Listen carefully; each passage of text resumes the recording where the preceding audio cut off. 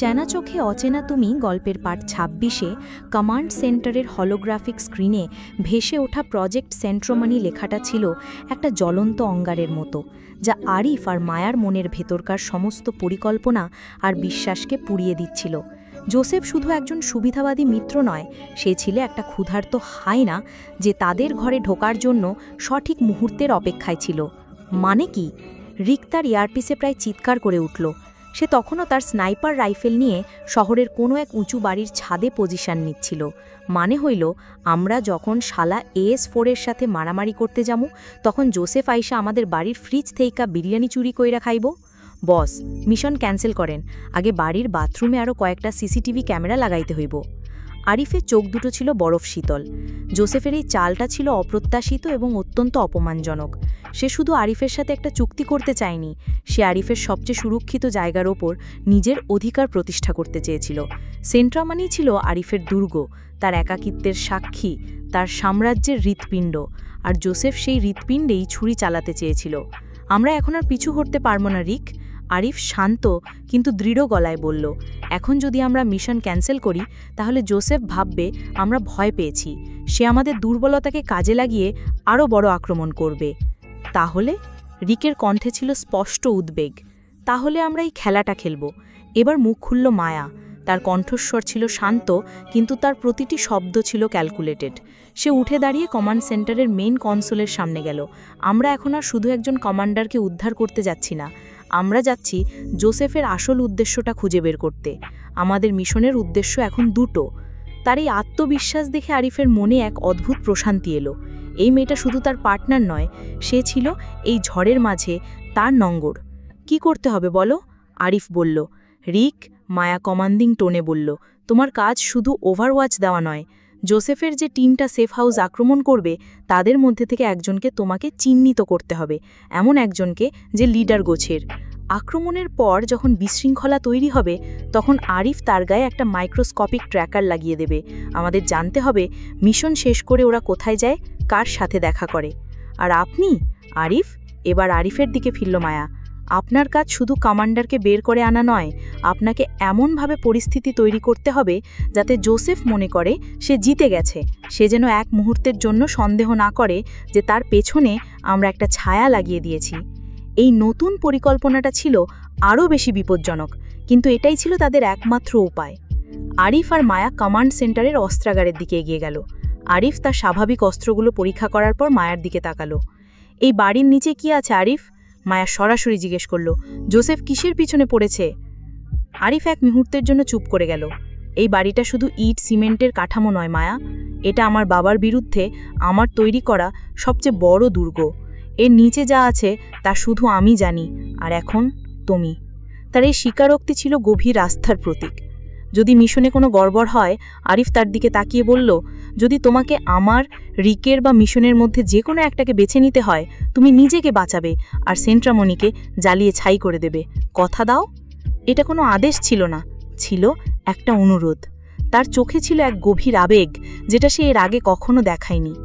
এই মিশনে কেউ পেছনে পড়ে থাকবে না মায়া, সে তার চোখের দিকে তাকিয়ে দৃঢ়ভাবে বলল, আর কেউ আমার বাড়ি জ্বালাতেও আসবে না। আমার বাড়ি, এই দুটো শব্দ আরিফের কানে প্রতিধ্বনিত হতে লাগলো। ধোঁয়া এক, মায়া তার ইয়ারপিসে নির্দেশ দিল, ডিসইনফরমেশন ক্যাম্পেইন শুরু করো। ছায়া, তোমার কি অবস্থা? কুইন ম্যাম, আপনার নাইট সেফ হাউসের কাছাকাছি পৌঁছে গেছে। এখান থেকে পুরো এলাকাটা পরিষ্কার দেখা যাইতেছে। মনে হইতেছে AS-4 মশলা মাখাইয়া বৈশা আছে, আর জোসেফ হইল সেই মশলায় ভাজা হওয়ার জন্য মুরগি। খেলা তো দেখি ভালোই জমবে। কমান্ড সেন্টারের স্ক্রিনে মায়া দেখল জোসেফের কালো কনভয়টা সেফ হাউসের দিকে দ্রুত গতিতে এগোচ্ছে। তারা টোপ গিলে ফেলেছে, খেলাটা শুরু হয়ে গেছে। AS-4-এর সেফ হাউসটা কোনো সাধারণ বিল্ডিং ছিল না, এটি ছিল শহরের একটি অভিজাত কূটনৈতিক এলাকার মাঝে অবস্থিত, একটি নিরীহ আর্ট গ্যালারির ছদ্মবেশে। বাইরে থেকে দেখলে বোঝার উপায় নেই যে এর মার্বেল পাথরের দেয়ালের পিছনে লুকিয়ে আছে এক দুর্ভেদ্য দুর্গ। মায়া তার বিশ্লেষণে দেখতে পাচ্ছিল বিল্ডিংয়ের চারপাশের সুন্দর লনে রয়েছে মোশন সেন্সর, গথিক ভাস্কর্যগুলোর চোখের ভেতরে লুকানো আছে ইনফ্রারেড ক্যামেরা, আর শব্দরোধী দেয়ালগুলো এমনভাবে তৈরি যে ভেতরে একটা যুদ্ধ হয়ে গেলেও বাইরে থেকে কেউ টেরও পাবে না। ধোয়া টিম, স্ট্যাটাস। মায়া তার ইয়ারপিসে নির্দেশ দিল, আমরা জোসেফের নেটওয়ার্কে ভুয়া তথ্যটা পাঠিয়ে দিয়েছি, কুইন উত্তর এলো। সে টোপ গিলেছে। তার টিম ভোল্টের দিকে এগোচ্ছে। ETA 3 minute. আর S4? তাদের নেটওয়ার্কেও বার্তা পাঠানো হয়েছে। তাদের কুইক রেসপন্স ফোর্স 5 মিনিটের মধ্যে পৌঁছাবে। মায়ার ঠোঁটের কোণে ফুটে উঠল এক শীতল হাসি। দাবার বোর্ড সাজানো হয়ে গেছে। এখন আসল খেলা শুরু হবে, ভল্টে। বাইরে থেকে জোসেফের সশস্ত্র কনভয়টার নিঃশব্দে আর্ট গ্যালারির সামনে এসে থামল। তারা ছিল অত্যন্ত প্রফেশনাল, টায়ার 1 স্পেশাল ফোর্সের মতো তাদের গতিবিধি। তাদের লিডার, যার চোখের ওপর একটা পুরানো কাটা দাগ ছিল, সে তার লোকদের ইশারায় পজিশন নিতে বলল। ঠিক সেই মুহূর্তে এলাকার অন্য প্রান্ত থেকে তীব্র গতিতে ছুটে এলো কয়েকটা কালো এসইউভি, S4-এর কুইক রেসপন্স ফোর্স। প্রথম গুলিটা কে চালিয়েছিল তা বলা মুশকিল। হয়তো জোসেফের কোনো স্নাইপার S4-এর কোনো এজেন্টকে সাধারণ নিরাপত্তারক্ষী ভেবে গুলি করেছিল। কিন্তু সেই একটা গুলিই ছিল পাউডার কেগের ওপর পড়া আগুনের স্ফুলিঙ্গের মতো। মুহূর্তের মধ্যে শান্ত কূটনৈতিক এলাকাটা একটা যুদ্ধক্ষেত্রে পরিণত হলো। দুই পক্ষের অত্যাধুনিক অস্ত্রের শব্দে রাতের নীরবতা খান খান হয়ে গেল। কাঁচ ভাঙার ঝনঝন শব্দ, বুলেটের দেয়ালে লেগে ঠিকরে পড়া তীক্ষ্ণ আওয়াজ আর চাপা আর্তনাদ সব মিলেমিশে একাকার হয়ে গেল। কাছাকাছি একটি বাড়ির ছাদ। রিক তার স্নাইপার রাইফেলের স্কোপে চোখ রেখে পুরো দৃশ্যটা দেখছিল, যেন সে কোনো অ্যাকশন সিনেমার প্রিমিয়ার শো দেখছে। Wow wow wow! সে মায়াকে কমেন্টেটরের ভঙ্গিতে বলতে লাগলো, কুইন ম্যাম, S4-এর লোকগুলো দেখি টার্মিনেটরের মতো, গুলি খায় কিন্তু পড়ে না। আর জোসেফের লোকগুলো র্যাম্বোর মতো একা একাই 100। এখানে তো দেখি পুরাই অ্যাভেঞ্জার সিভিল ওয়ার চলতেছে। টিকিট কাটার জন্য ধন্যবাদ। তার এই হাস্যরাসের আড়ালেও তার চোখ ছিল ঈগলের মতো তীক্ষ্ণ। মায়া, আমি জোসেফের সেকেন্ড ইন কমেন্টকে চিহ্নিত করতে পেরেছি। ওই যে, যার চোখের ওপর কাটা দাগ। লোকটা বেশ ভালো ফাইট দিচ্ছে। ওই আমাদের ট্র্যাকার লাগানোর জন্য পারফেক্ট টার্গেট। ভল্টের ভেতরে বাইরের এই ভয়ঙ্কর গোলাগুলির সুযোগেই আরিফ তার কাজ শুরু করলো। সে বিল্ডিংয়ের ছাদের ওপর নেমেছিল একটা নিঃশব্দ গ্র্যাপলিং হুক ব্যবহার করে। মায়া তাকে একটা ভেন্টিলেশন শ্যাফটের দিকে পথ দেখালো। ফ্যানটা 10 সেকেন্ডের জন্য নিষ্ক্রিয় করছি বজ্র, গো গো গো! আরিফ শ্যাফটের ভেতরে প্রবেশ করল। সংকীর্ণ অন্ধকার পথ, তার প্রতিটি নড়াচড়া ছিল নিঃশব্দ, ক্যালকুলেটো। সে যখন শ্যাফট থেকে একটা করিডোরে নামলো, ঠিক তখনই তার সামনে পড়ে গেল একজন ইন্টারনাল গার্ড। লোকটা বাইরের শব্দে সতর্ক হয়ে এদিকেই আসছিল। কোনো কথা বলার বা গুলি চালানোর সুযোগ ছিল না। আরিফ একটা ছায়ার মতো এগিয়ে গিয়ে লোকটার গলায় আঘাত করল। লোকটা শব্দ করার আগেই জ্ঞান হারিয়ে মাটিতে পড়ে গেল। আরিফ করিডোর থুরে এগোতে লাগলো। মায়া তাকে ভেতরের সেন্সরগুলো সম্পর্কে আপডেট দিচ্ছিল। তোমার সামনে প্রেসার প্লেট, 3 পদক্ষেপের সিকোয়েন্স, বাম, ডান, তারপর 2 পা সামনে, এখন। আরিফ ঠিক সেভাবে পা ফেলে বিপদটা এড়িয়ে গেল। ঠিক সেই মুহূর্তে বাইরের একটা প্রচণ্ড বিস্ফোরণে বিল্ডিংয়ের একটা দেয়াল কেঁপে উঠল। আরিফের কাছাকাছি একটা করিডোরের দেয়াল ভেঙে পড়ল, আর সেই ধুলো আর ধ্বংসস্তূপের ভিতর দিয়ে ভেতরে প্রবেশ করল জোসেফের সেই সেকেন্ড ইন কমান্ড আর তার 2 জন লোক। মুহূর্তের জন্য একটা স্তব্ধ নীরবতা। তারা আরিফকে দেখে S4-এর গার্ডভাবে গুলি চালাতে শুরু করলো। আরিফ একটা পিলারের আড়ালে কাভার নিল। দুই পক্ষের মধ্যে শুরু হলো তীব্র গোলাগুলি। এই সেই সুযোগ। আরিফ তার পকেট থেকে একটা ছোট সিলিন্ডারের মতো দেখতে ইনজেক্টর বের করলো। যখন জোসেফের লোকটা কাভার নেওয়ার জন্য তার কাছাকাছি একটা পিলারের আড়ালে ঝুঁকলো, আরিফ ইনজেক্টরটা তার দিকে তাক করে ট্রিগার চাপলো। একটা প্রায় অদৃশ্য ক্ষুদ্র ট্র্যাকার তীব্র গতিতে ছুটে গিয়ে তার ট্যাকটিক্যাল ভেস্টের পিছনে গেঁথে গেল। কাজটা সম্পন্ন হলো 1 সেকেন্ডেরও কম সময়ে। লোকটা কিছু বোঝার আগেই আরিফ একটা স্মোক গ্রেনেড ছুড়ে দিয়ে অন্যদিকে মিলিয়ে গেল। সে এখন তার মূল লক্ষ্যের দিকে এগোচ্ছে, যেখানে কমান্ডারকে রাখা হয়েছে। অবশেষে সে একটা ভারী টাইটানিয়ামের দরজার সামনে এসে দাঁড়ালো, দ্য ভল্ট। সে দরজায় একটা শেপড চার্জ লাগিয়ে কয়েক পা পিছিয়ে গেল। একটা চাপা বিস্ফোরণে দরজাটা ভেতরে চলে গেল। আরিফ ধোঁয়ার ভেতর দিয়ে অস্ত্র হাতে ভেতরে প্রবেশ করলো। কিন্তু ভেতরের দৃশ্যটা তার সমস্ত পরিকল্পনাকে ওলটপালট করে দিল। কমান্ডারকে কোনো অত্যাচার করা হচ্ছিল না, সে কোনো চেয়ারে বাঁধা ছিল না। সে ছিল ঘরের মাঝখানে একটা স্টিলের টেবিলে, শান্তভাবে বসেছিল।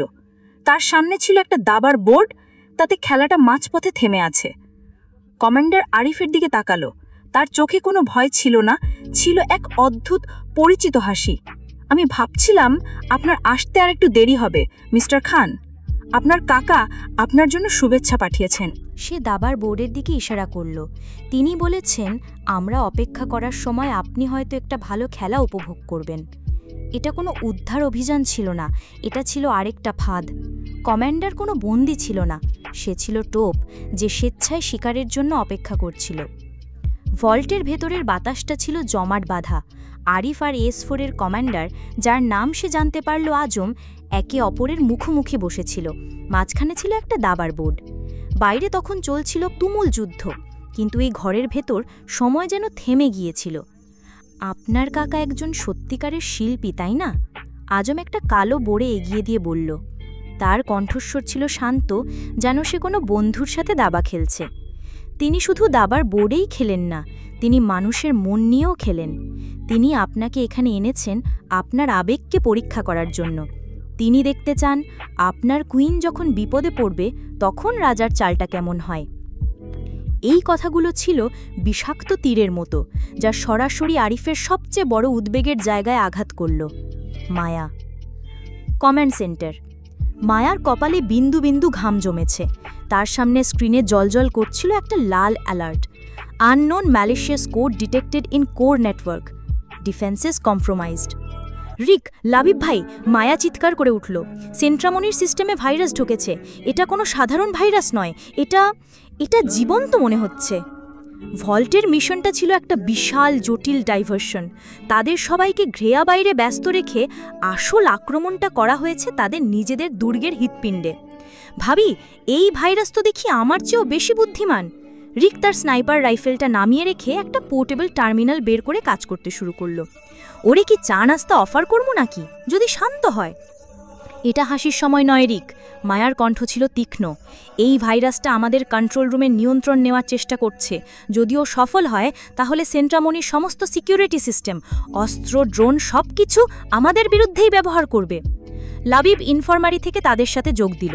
সে বলল, আমি এই কোডের আর্কিটেকচারটা চিনি। এটা S4-এর একটা পরীক্ষামূলক সাইবার অস্ত্রের প্রোটোটাইপ, কোড নেম ঘোস্ট। কিন্তু এটা তার চেয়েও অনেক বেশি উন্নত। কেউ এটাকে মডিফাই করে আরও ভয়ঙ্কর বানিয়ে তুলেছে। মায়া তখন এক ভয়ঙ্কর সাইবার যুদ্ধে নেমে পড়েছে। সে ফায়ারওয়াল তৈরি করছিল, আর ভাইরাসটা সেকেন্ডের মধ্যে সেই ফায়ারওয়াল ভেঙে নতুন পথে আক্রমণ করছিল। এটা ছিল একটা বুদ্ধির খেলা, যেখানে তার প্রতিপক্ষ ছিল একটা প্রায় কৃত্রিম বুদ্ধিমত্তা সম্পন্ন প্রোগ্রাম। ভল্টের ভেতরে আজম আরিফের মানসিক চাপ বাড়ানোর জন্য বলে চলল, রাজা যখন তার দুর্গ থেকে দূরে থাকে তখন তো দুর্গে আক্রমণ হবেই, তাই না? আপনার সুন্দরী কুইন এখনো একা, মিস্টার খান। সে কি পারবে এই ঝড় সামলাতে? নাকি আপনার চোখের সামনেই আপনার সাজানো সংসারটা তাসের ঘরের মতো ভেঙে পড়বে? আরিফের ইয়ারপিসে মায়ার চাপা উদ্বিগ্ন কণ্ঠস্বর ভেসে আসছিল। আরিফ, আমি ওকে থামাতে পারছি না, ও খুব দ্রুত। আরিফ বুঝতে পারছিল তার হাতে সময় নেই। সে আর এই মনস্তাত্ত্বিক খেলা খেলতে রাজি নয়। সে দাবার বোর্ড নয়, আসল পৃথিবীতে চাল দেওয়ার সিদ্ধান্ত নিল। সে হঠাৎ চেয়ার ছেড়ে উঠে দাঁড়ালো। খেলা শেষ, আজম। কিন্তু আপনি তো হারেননি। আজম হাসল। আমি হারিওনি, জিতিওনি, আমি শুধু খেলার নিয়মটাই বদলে দিচ্ছি। এই বলে সে অবিশ্বাস্য গতিতে টেনিলের ওপর দিয়ে লাফিয়ে গিয়ে আজমের ওপর ঝাঁপিয়ে পড়ল। আজম একজন প্রশিক্ষিত এজেন্ট হলেও আরিফের এই আকস্মিক পাশবিক আক্রমণে সে অপ্রস্তুত ছিল। ঘরের ভেতর শুরু হলো এক brutal close quarters combat. Command centre. আমি ওকে হারাতে পারবো না, মায়া হতাশ হয়ে বলল, কিন্তু হয়তো ওকে আটকে রাখতে পারবো। তার মাথায় তখন এক ভয়ঙ্কর ঝুঁকিপূর্ণ পরিকল্পনা এলো। সে দ্রুত একটা হানিপট তৈরি করতে শুরু করল, একটা নকল আইসোলেটেড সার্ভার, যা দেখতে হুবহু সেন্ট্রামনের কোর সিস্টেমের মতো। রিক, লাবিব ভাই, মায়া নির্দেশ দিল, আমি ঘোস্ট ভাইরাসকে এই নকল সার্ভারের দিকে আকৃষ্ট করার চেষ্টা করব। যদিও টোপটা গিলে ফেলে তাহলে আমি এই সার্ভারটাকে মূল নেটওয়ার্ক থেকে পুরোপুরি বিচ্ছিন্ন করে দেব। কিন্তু এর জন্য আমাকে কয়েক মুহূর্তের জন্য সেন্ট্রামনির প্রধান প্রতিরক্ষা ব্যবস্থা নিষ্ক্রিয় করতে হবে। এটা তো আত্মহত্যার শামিল, রিক চেঁচিয়ে উঠল। ওই কয়েক মুহূর্তেই তো পুরো সিস্টেম দখল করে নিতে পারে। আমাদের এই ঝুঁকিটা নিতেই হবে, মায়া বলল। ভল্ট এবং কমান্ড সেন্টার দুটো যুদ্ধ চলছিল একসাথে। একদিকে আরিফ আজমকে পরাস্ত করে ঘরের দেওয়ালে চেপে ধরেছে। আমার কাকার আসল প্ল্যানটা কি, সে গর্জে উঠল। অন্যদিকে মায়া সেন্ট্রামনির ফায়ারওয়াল নিষ্ক্রিয় করে দিল। ঘোস্ট ভাইরাসটা সুযোগ পেয়েই নকল সার্ভারের দিকে ঝাঁপিয়ে পড়ল, আসল কোর সিস্টেম ভেবে। এক্ষুনি মায়া চিৎকার করে উঠল। সে এন্টার চাপতেই নকল সার্ভারটা মূল নেটওয়ার্ক থেকে বিচ্ছিন্ন হয়ে গেল। ভাইরাসটাকে একটা ডিজিটাল কারাগারে বন্দি করে। একই মুহূর্তে আরিফ আজমকে নকআউট করে ঘরের দেওয়ালে একটা শেপড চার্জ লাগালো। তোমার মাস্টারকে বলো, সে ফিসফিস করে বলল, খেলাটা এখন আমি খেলব। একটা বিস্ফোরণে দেওয়াল ভেঙে আরিফ বাইরের বিশৃঙ্খলার মধ্যে বেরিয়ে এলো। রিক তাকে কাভার দিয়ে গাড়ির দিকে নিয়ে গেল। সেন্ট্রামণি চূড়ান্ত রহস্য। তারা যখন সেন্ট্রামণিতে ফিরে এলো তখন সব শান্ত। মায়া ক্লান্ত কিন্তু বিজয়ী। সে সেই বন্দি ভাইরাসটাকে বিশ্লেষণ করছিল। এর কোডিং ছিল এক কথায় অনবদ্য, একটা শিল্প। সে এর গভীরে প্রবেশ করতে লাগল, এর স্রষ্টার কোনো চিহ্ন খুঁজে পাবার জন্য। অবশেষে সে পেল। এটা কোনো নাম বা কোড ছিল না, ছিল একটা ছোট্ট হাইলি এনক্রিপ্টেড অডিও ফাইল, একটা ডিজিটাল সিগনেচার। সে ফাইলটা ডিক্রিপ্ট করে প্লে করল। একটা মহিলার কণ্ঠ। তিনি গুনগুন করে একটা পুরনো পরিচিত বাংলা ঘুমপাড়ানি গান গাইছিলেন। ঘুমপাড়ানি মাসি পিসি মোদের বাড়ি এসো। গানটা মায়া আগেও শুনেছে আরিফের ছোটবেলার পুরনো ফ্যামিলি ভিডিওতে। ঠিক তখনই আরিফ বিধ্বস্ত অবস্থায় কমান্ড সেন্টারে প্রবেশ করল। সে ঘরে ঢুকেই শুনল সেই হন্টিং সুরের শেষ অংশটা। তার রক্ত হিম হয়ে গেল, তার পা দুটো মাটিতে আটকে গেল, তার মুখটা ভয়ে, অবিশ্বাসে আর বহু বছর ধরে চেপে রাখা এক গভীর যন্ত্রণায় সাদা হয়ে গেল। সে স্ক্রিনের দিকে তাকিয়ে রইল, যেখানে অডিও ফাইলের ওয়েভ ফর্মটা কাঁপছিল। সে ফিসফিস করে একটা নাম উচ্চারণ করল, একটা নাম যা তার কাছে ছিল ভালোবাসা, আশ্রয় আর চরম বিশ্বাসঘাতকতার প্রতীক। মা।